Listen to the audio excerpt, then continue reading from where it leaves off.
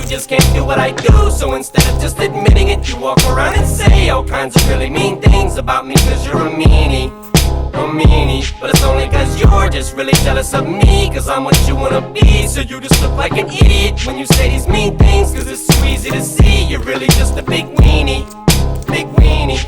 Alright, listen, I need you to focus. I need you to go dig deep in your mind, this is important. We are going to perform an experiment of the sort, so I'm going to have to ask you to bear with me for a moment. Now I need you to open your mind, your eyes, close them. You are now about to be placed under my hypnosis for the next 4.5 minutes.